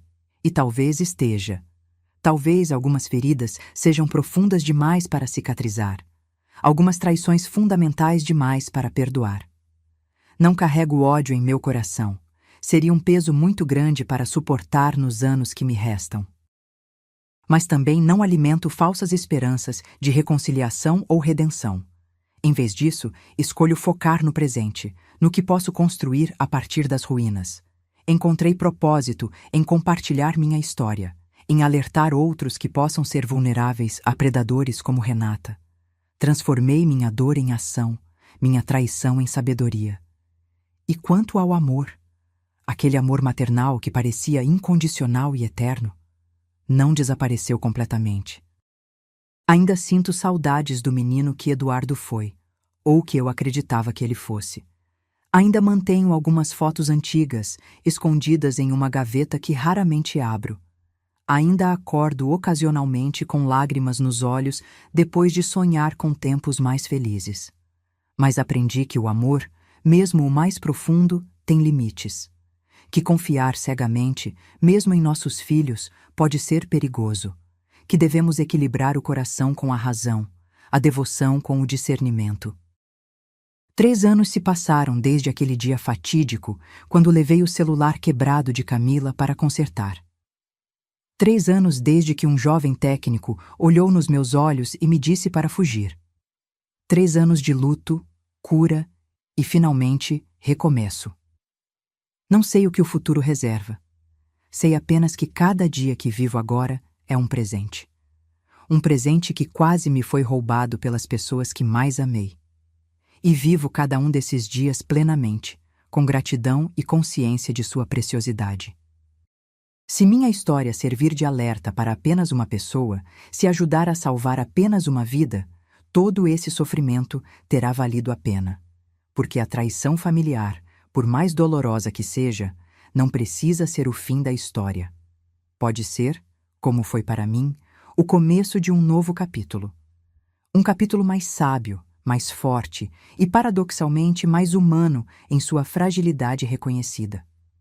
O primeiro aniversário, depois de tudo, foi o mais difícil. A data que antes celebrávamos como família, com bolo, presentes e aquele ritual de Eduardo me acordando com o café da manhã na cama, tradição mantida desde sua infância, passou em silêncio, marcada apenas pelas lágrimas que derramei sozinha em minha nova sala de estar. Havia decidido não visitar Eduardo na prisão, apesar dos ocasionais relatórios que recebia informando que ele estava fazendo progressos na terapia. Que tipo de progressos poderia compensar o que ele havia feito? Que palavras poderiam preencher o abismo que agora existia entre nós? O segundo aniversário foi mais tranquilo. A ferida, embora ainda presente, começava a cicatrizar nas bordas. Naquele dia, aceitei o convite de Lucas e Ana para um almoço em sua casa. Eles tinham um bebê agora, um menino rechonchudo de 6 meses chamado Miguel. Segurá-lo em meus braços, sentir seu calor, seu peso reconfortante, ouvir seu riso despreocupado, trouxe uma espécie de cura que nenhuma terapia conseguira até então. Você seria uma ótima avó, Dona Marta, comentou Ana, observando como o bebê se acalmava em meus braços. A observação inocente provocou uma pontada de dor. Sim, eu teria sido uma avó dedicada, amorosa. Era um dos futuros que Eduardo e Camila haviam roubado de mim. Foi ao segurar Miguel que tomei uma decisão. Não deixaria que o que aconteceu definisse o resto da minha vida. Não permitiria que a traição de meu filho me transformasse em uma mulher amarga, desconfiada, fechada para novas conexões. Na semana seguinte, me inscrevi como voluntária em um abrigo para crianças abandonadas. 2 vezes por semana, ia ler histórias para os pequenos, ajudava com lições de casa, oferecia o colo que muitos nunca conheceram. Não substituía a família que perdi, mas preenchia um vazio que nem sabia existir. No 3º aniversário, recebi uma carta inesperada. O envelope tinha o carimbo do presídio, mas não era de Eduardo.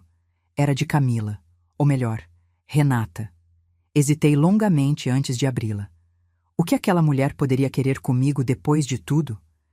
Que tipo de manipulação ou crueldade adicional planejava infligir? Finalmente, com mãos trêmulas, rasguei o envelope. Senhora Marta, sei que não tenho direito de lhe escrever. Sei que minhas palavras não significam nada depois do que fiz. Ainda assim, sinto que preciso fazê-lo, não por mim, mas talvez por você. Estou morrendo. Câncer terminal, diagnosticado há 3 meses.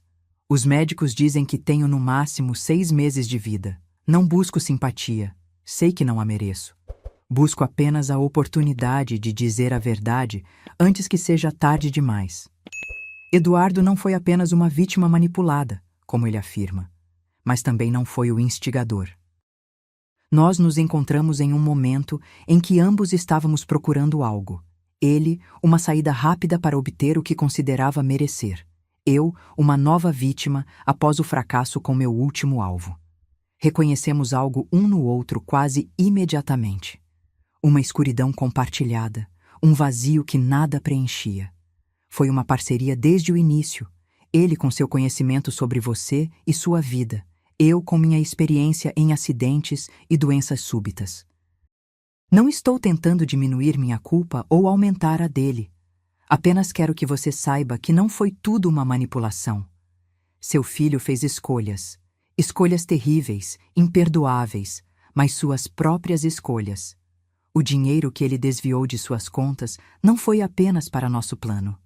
Eduardo tinha vícios que você desconhecia, apostas principalmente, dívidas consideráveis com pessoas perigosas.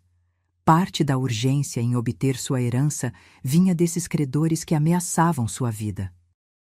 Novamente, não é uma desculpa. Apenas uma explicação que talvez ajude você a compreender o incompreensível.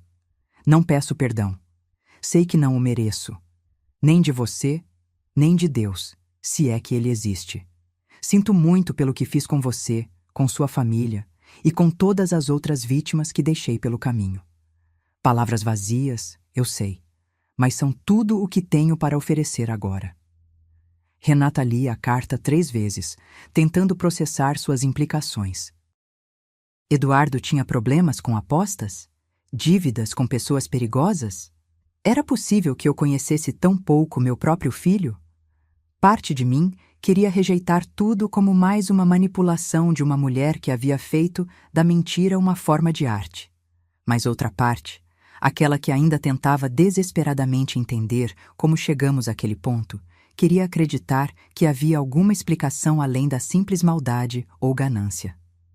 Mostrei a carta ao doutor Paulo, que prometeu verificar a veracidade das afirmações sobre a saúde de Renata e as supostas dívidas de Eduardo. Uma semana depois, ele confirmou. Renata realmente estava com câncer terminal, já em estágio avançado, e havia evidências substanciais de que Eduardo frequentava cassinos clandestinos e tinha dívidas consideráveis com agiotas antes de sua prisão. Isso muda algo para você, Dona Marta? Perguntou o advogado gentilmente. Refleti longamente antes de responder. Não justifica o que fizeram. Nada poderia justificar, mas ajuda a entender. E era verdade. A carta de Renata, por mais perturbadora que fosse, oferecia uma peça do quebra-cabeça que eu vinha tentando montar desde o início. Não era consolo, não era redenção, mas era um tipo de encerramento. Naquele mesmo mês, recebi outro comunicado inesperado. Um pedido formal de Eduardo para uma visita. Após 3 anos de silêncio, ele queria me ver.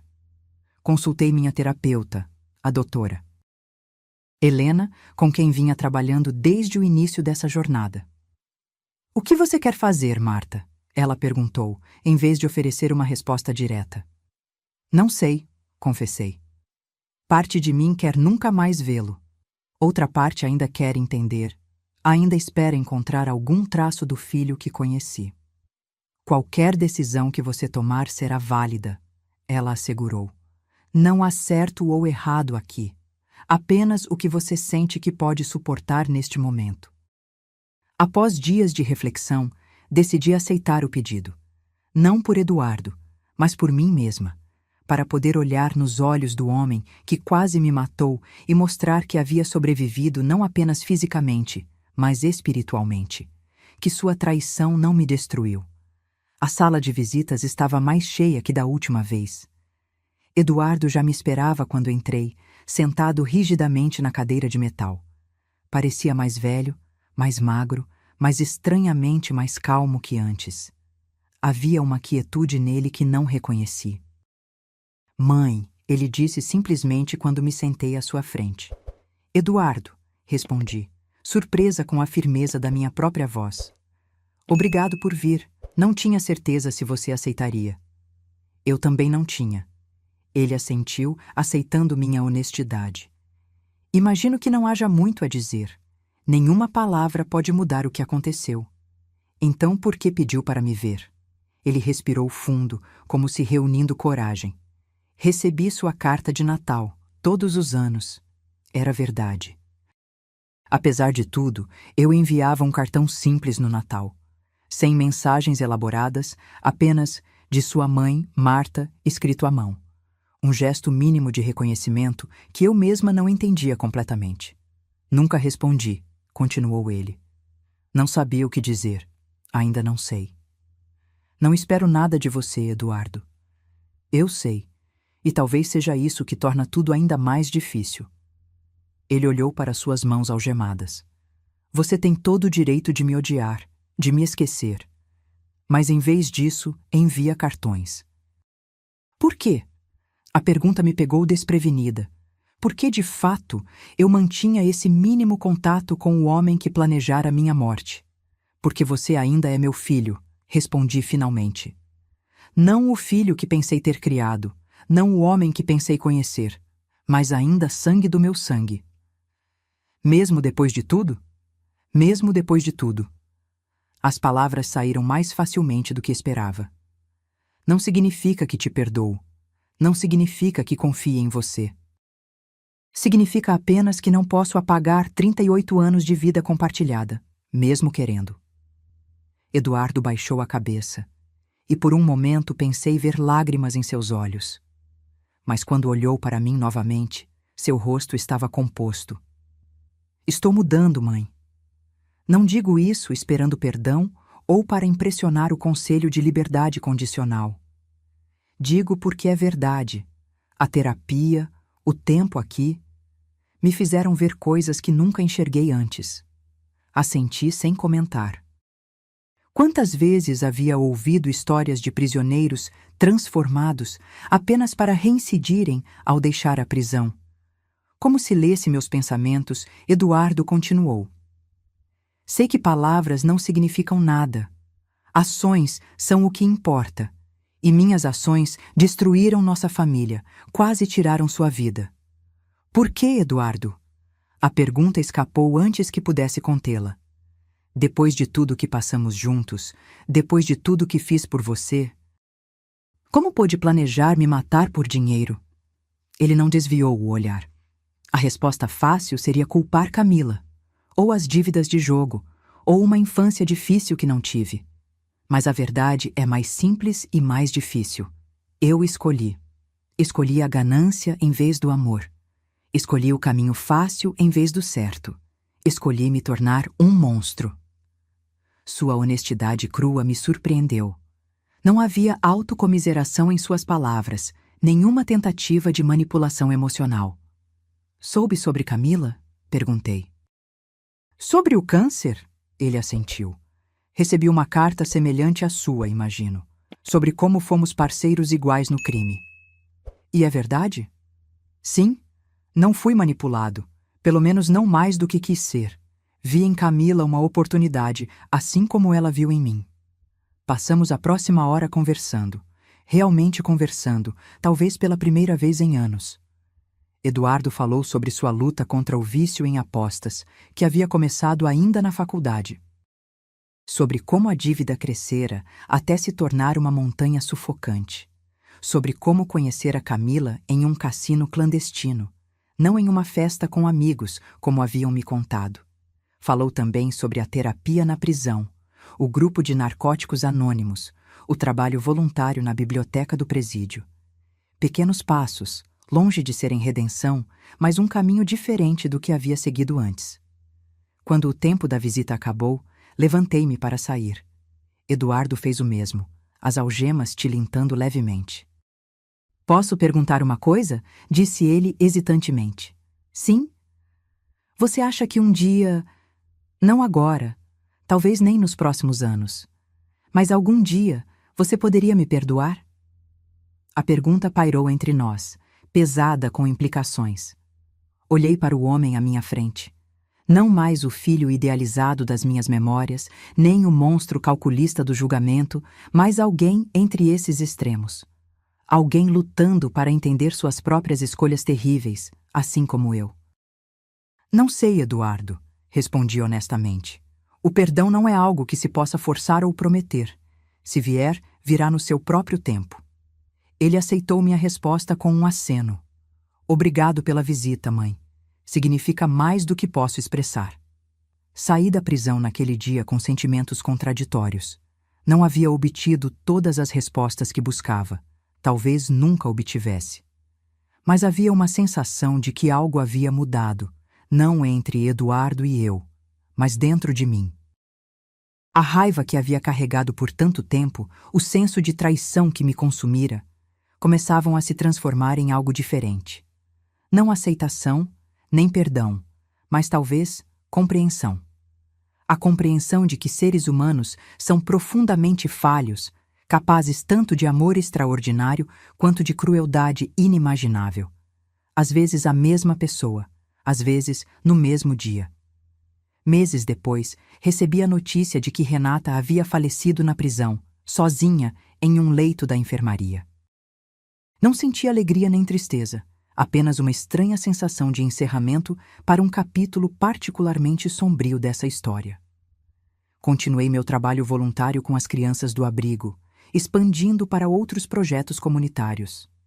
Encontrei propósito em ajudar outras vítimas de crimes a reconstruir suas vidas, oferecendo o tipo de apoio que havia sido tão crucial para minha própria recuperação. Certo dia, enquanto participava de um grupo de apoio, uma senhora mais velha que eu, talvez na casa dos 80 anos, compartilhou sua história. Seu filho havia roubado suas economias, deixando-a quase na miséria. Quando ela o confrontou, ele a empurrou, causando uma queda que resultou em um quadril quebrado. "Como você consegue continuar?" perguntou alguém. "Como não se deixa consumir pelo ódio?" A resposta dela ficou gravada em minha memória. "O ódio é um fardo pesado demais para carregar na minha idade", disse ela simplesmente. "Não perdoei meu filho pelo que ele fez. Isso seria negar a gravidade de suas ações. Mas também não deixo que o que ele fez determine quem sou. Escolho viver com compaixão, não por ele, mas por mim mesma." Suas palavras tocaram algo profundo em mim. Talvez esse fosse o segredo. Não a busca pelo perdão impossível, mas a recusa em permitir que a traição nos defina.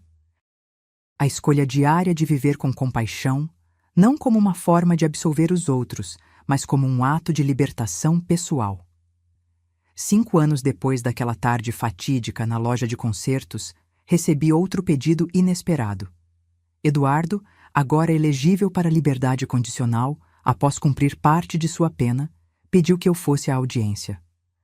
Não para apoiá-lo ou interceder, explicou na carta, mas para que pudesse me ver entre os presentes, lembrar do rosto real de quem havia prejudicado.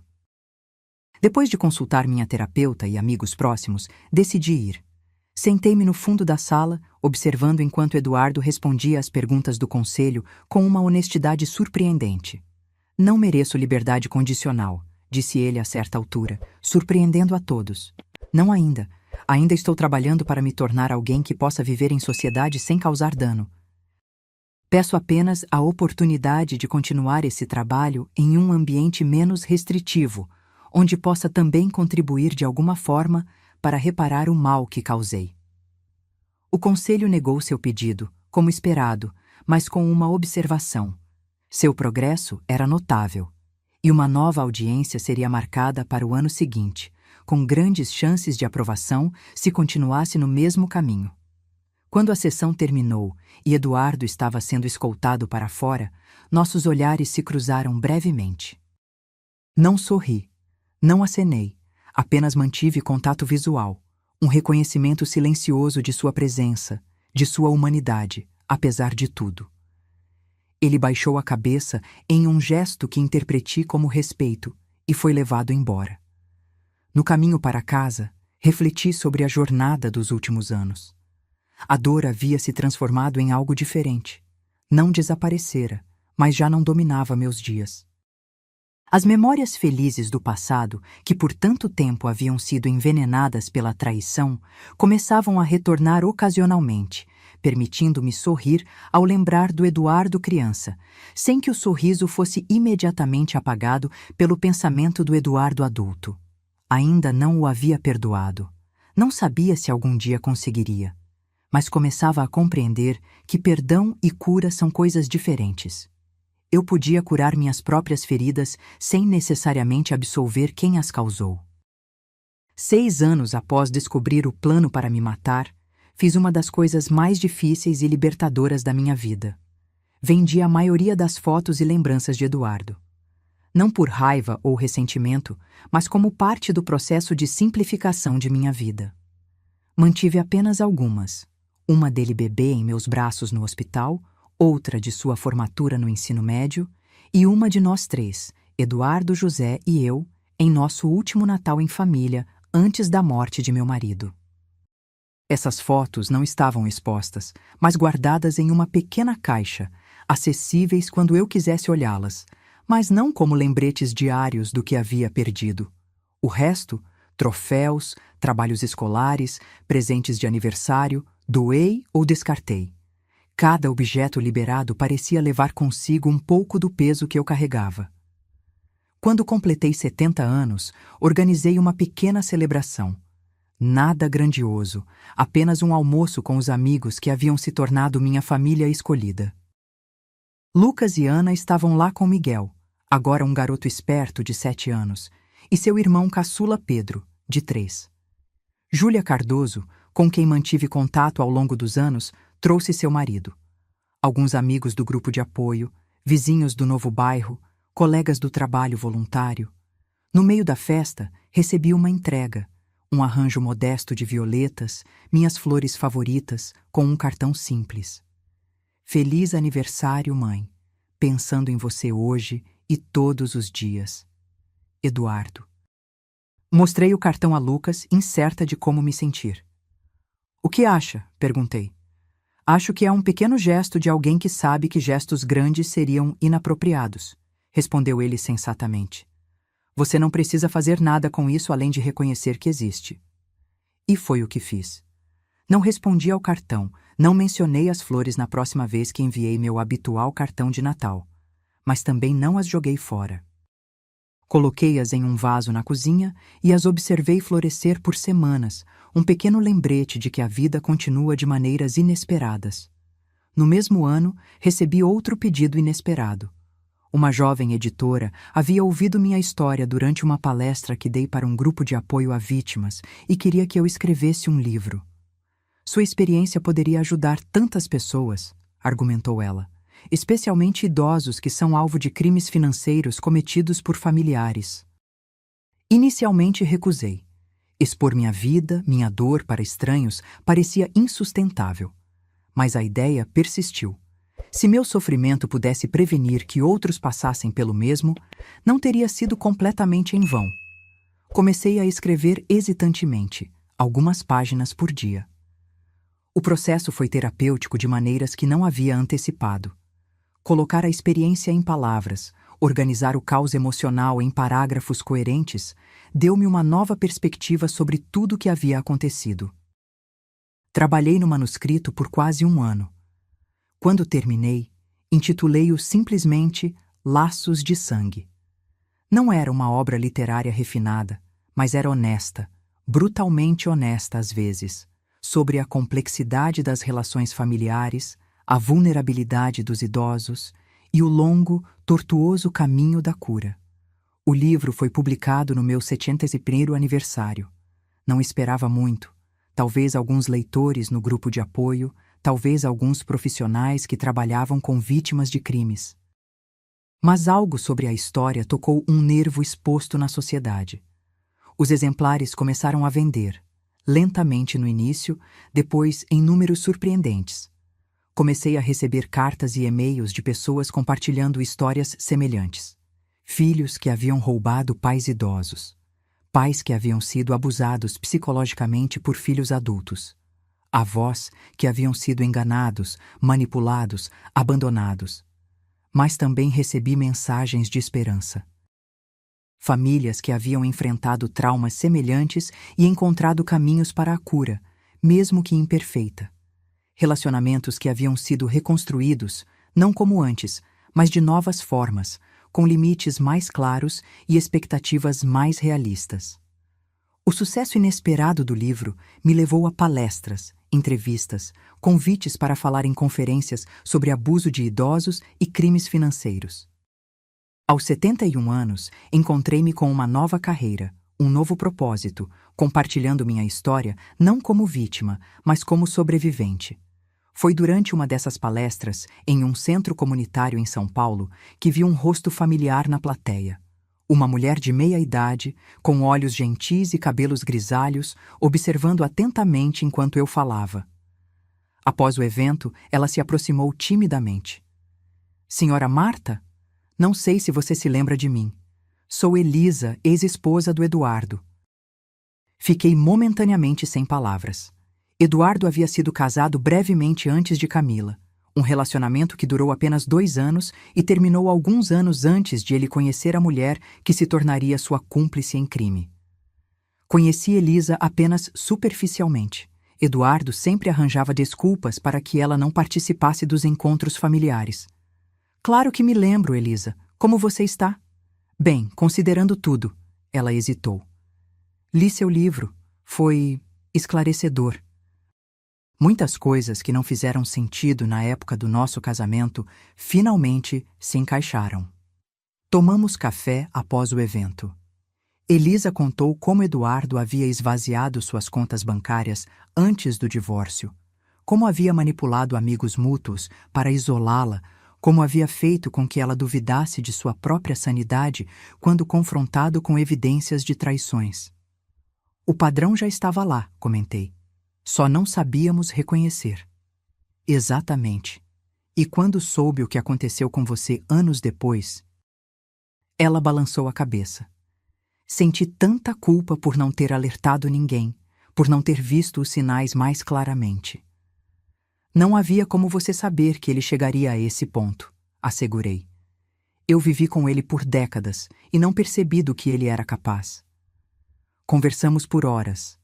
2 mulheres unidas por experiências compartilhadas com o mesmo homem, ambas tentando compreender como alguém que amaram poderia causar tanto dano.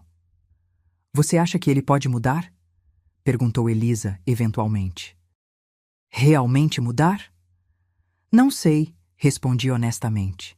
Pessoas podem mudar se realmente quiserem, mas algumas feridas são profundas demais para serem completamente curadas. Alguns padrões difíceis demais de romper. No ano seguinte, ao completar parte significativa de sua pena e demonstrando comportamento exemplar, segundo os relatórios, Eduardo recebeu liberdade condicional. A notícia me chegou através do Dr. Paulo, que ainda mantinha contato com o caso. Ele pediu seu endereço, informou o advogado. Disse que gostaria de visitá-la, se você permitir. Deixei claro que essa decisão cabe inteiramente a você. A solicitação me deixou profundamente conflitada. Parte de mim queria manter a distância segura que havia estabelecido. Outra parte, aquela que ainda lutava para compreender como meu filho havia se tornado o homem que era, sentia curiosidade sobre quem ele seria após 7 anos de prisão. Preciso de tempo para pensar, respondi.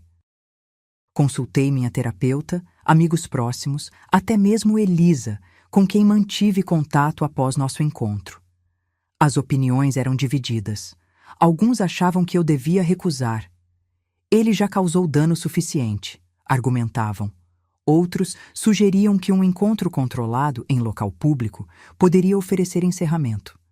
Após semanas de reflexão, tomei minha decisão. Não o receberia em casa. Esse espaço seguro que havia construído cuidadosamente era meu santuário. Mas concordei em encontrá-lo em um café tranquilo perto do parque onde caminhava todas as manhãs. No dia marcado, cheguei cedo, escolhendo uma mesa nos fundos com visão clara da entrada. Lucas insistiu em ficar por perto, sentando-se discretamente em outra mesa, fingindo ler um jornal. Quando Eduardo entrou, quase não o reconheci. 7 anos de prisão haviam deixado marcas visíveis. Os cabelos, antes castanhos escuros como os do pai, estavam quase completamente grisalhos. Linhas profundas marcavam seu rosto ao redor dos olhos e boca. Caminhava com uma rigidez que não possuía antes. Nossos olhos se encontraram e ele parou momentaneamente, como se reunindo coragem, antes de se aproximar da minha mesa. Mãe, disse simplesmente. Eduardo, respondi. Sente-se. Ele obedeceu, colocando cuidadosamente uma pequena sacola de papel na mesa. Trouxe algo para você. Não é muito, mas... Ele empurrou a sacola em minha direção. Dentro havia um livro feito à mão, com capa de couro simples. Abriu cautelosamente. Era um álbum de fotos, não de fotografias reais, mas de desenhos. Desenhos surpreendentemente bons de momentos de nossa vida familiar. Eduardo bebê nos braços de José. Eu lendo para ele, criança. Nosso piquenique no parque quando ele tinha 10 anos. O dia de sua formatura. Aprendi a desenhar na prisão, explicou ele, notando minha surpresa. Terapia pela arte. Comecei a tentar lembrar momentos felizes, para me ancorar em algo positivo. Folheei o álbum silenciosamente. Os desenhos captavam detalhes que havia esquecido. O laço específico dos sapatos que Eduardo usava na primeira escola, o padrão do vestido que eu usava em seu aniversário de 8 anos, a maneira como José inclinava a cabeça quando ria. É impressionante, comentei finalmente fechando o livro. Não espero que mude nada, disse ele rapidamente. Só queria que você soubesse que nem tudo foi mentira, que houve momentos reais, verdadeiros entre nós. Ficamos em silêncio por alguns instantes, o peso de 7 anos e inúmeras traições pairando entre nós. Li seu livro, ele falou finalmente. Meu advogado conseguiu uma cópia. Foi difícil de ler, ver tudo pelos seus olhos. Imaginei que seria. Você não me poupou.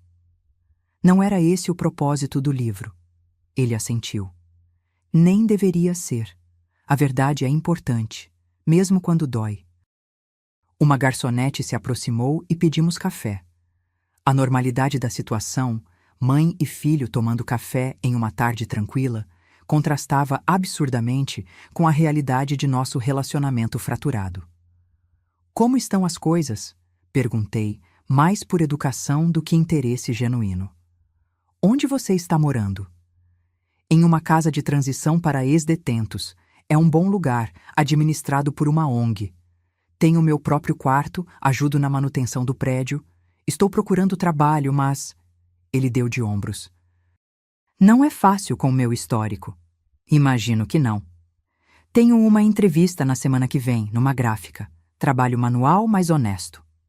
A frase, trabalho honesto, soou estranha vinda dele, como se estivesse experimentando um conceito novo.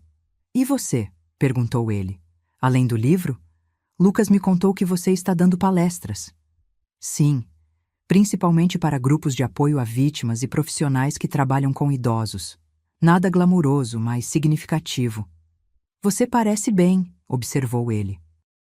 Mais forte do que antes. A vida nos fortalece, geralmente através das experiências que preferiríamos evitar. Ele baixou os olhos para sua xícara de café. Eu queria poder voltar atrás, desfazer tudo. Mas não pode. Não, nenhum de nós pode. Terminamos nossos cafés em silêncio contemplativo. Não era um silêncio confortável, como costumava ser anos atrás, mas também não era carregado do ressentimento amargo que eu esperava sentir. Quando nos despedimos na porta do café, ele perguntou hesitantemente: podemos fazer isso de novo algum dia? Não precisa ser logo. Apenas algum dia? Considerei a pergunta cuidadosamente. Talvez. Não posso prometer. Preciso ver como me sinto depois deste encontro. Ele aceitou minha resposta com um aceno. Obrigado por vir hoje. Significou muito. Observei Eduardo se afastar pela calçada, sua postura um pouco mais curvada do que lembrava, seus passos mais lentos.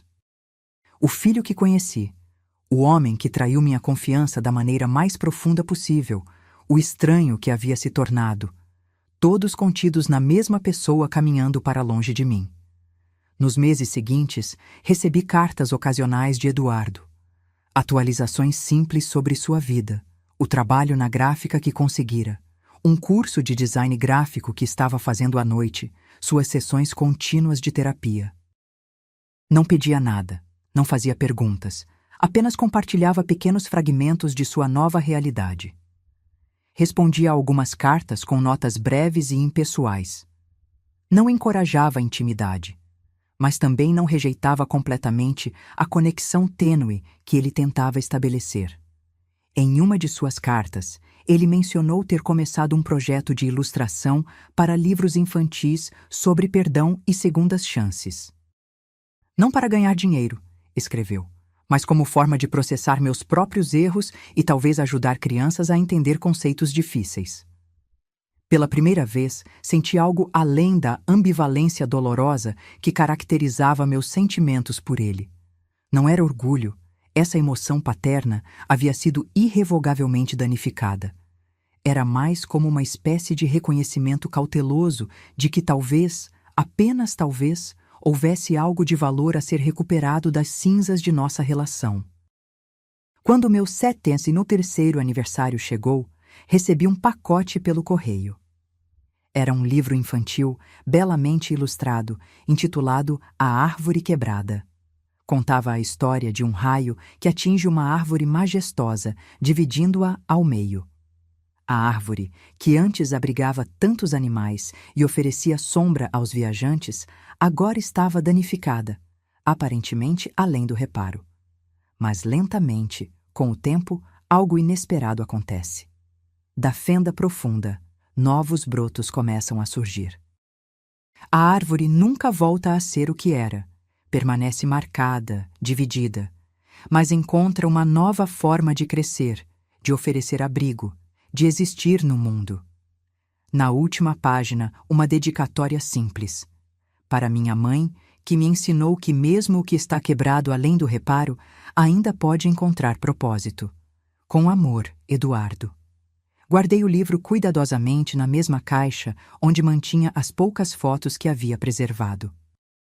Não estava pronta para exibi-lo, para incorporá-lo à minha vida diária, mas também não podia descartá-lo.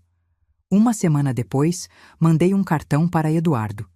Não mencionei o livro diretamente, mas escrevi: algumas árvores são mais resilientes do que parecem à primeira vista. Obrigada pelo pensamento, Marta. Era o mais próximo que conseguia chegar de um reconhecimento, de uma aceitação do que ele estava tentando fazer, sem comprometer a integridade da minha própria jornada de cura. No Natal daquele ano, aceitei seu convite para um almoço em um restaurante familiar. Foi um encontro breve, desconfortável em muitos momentos, mas também pontuado por lampejos inesperados de conexão genuína. Conversamos sobre livros, sobre seu trabalho, sobre minhas palestras, tópicos seguros, distantes do abismo que ainda existia entre nós. Nos anos seguintes, estabelecemos uma rotina cautelosa. Encontros ocasionais em locais públicos, cartões em datas especiais. Ligações telefônicas curtas e infrequentes. Nunca mencionávamos diretamente o passado, o crime, a traição. Era um acordo tácito, não para esquecer, mas para permitir que algo diferente, algo novo, tivesse espaço para existir ao lado da dor. Não era perdão, não completamente. Não era reconciliação no sentido tradicional. Era algo mais complexo, mais nuançado, um reconhecimento mútuo de que, embora algumas pontes não possam ser reconstruídas depois de queimadas, novos caminhos, diferentes e imperfeitos, podem eventualmente emergir. Quando completei 75 anos, 10 anos após aquela tarde fatídica, quando levei o celular de Camila para consertar, olhei para trás e vi não apenas a tragédia que havia definido um capítulo da minha vida, mas toda a jornada que se seguiu. Vi a mulher que encontrei dentro de mim, mais forte, mais sábia, mais compassiva do que imaginava ser. Vi as vidas que havia tocado através do meu livro e palestras. Vi os relacionamentos genuínos que havia cultivado, a família escolhida que havia construído ao meu redor.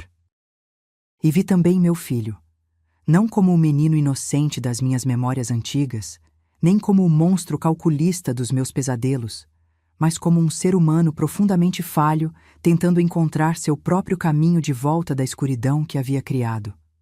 Não sei o que o futuro reserva para nós. Não sei se algum dia sentarei confortavelmente na presença de Eduardo, se algum dia confiarei nele completamente, se algum dia sentirei por ele o amor incondicional que uma vez foi tão natural quanto respirar. Mas aprendi que não precisamos ter todas as respostas, que a vida raramente oferece finais limpos e satisfatórios, que a cura não é um destino, mas uma jornada contínua, com avanços e recuos, alegrias inesperadas e dores renovadas. E talvez isso seja suficiente. Talvez essa aceitação da imperfeição, essa disposição de permanecer na ambiguidade, seja a maior lição que aprendi nesses 10 anos, desde que um jovem técnico olhou nos meus olhos e disse: cancele seus cartões e fuja imediatamente. Fugi, sim. Mas também, eventualmente, encontrei coragem para ficar, para enfrentar o inimaginável, para reconstruir, não o que havia perdido, mas algo inteiramente novo a partir dos fragmentos. E nessa reconstrução, essa reinvenção, encontrei não apenas sobrevivência, mas uma espécie de triunfo silencioso. O triunfo de continuar, de crescer, de descobrir que mesmo após a traição mais profunda, a vida ainda pode oferecer momentos de beleza, conexão e significado. Não é o final que teria escolhido. Não é a história que imaginei viver.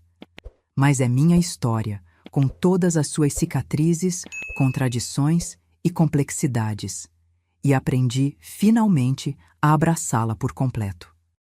Agora, se você gostou dessa história, clica em se inscrever e me diz nos comentários qual parte te deixou de queixo caído. Ah, e não esqueça de se tornar membro para ter acesso a vídeos exclusivos que não posto aqui. Te espero lá.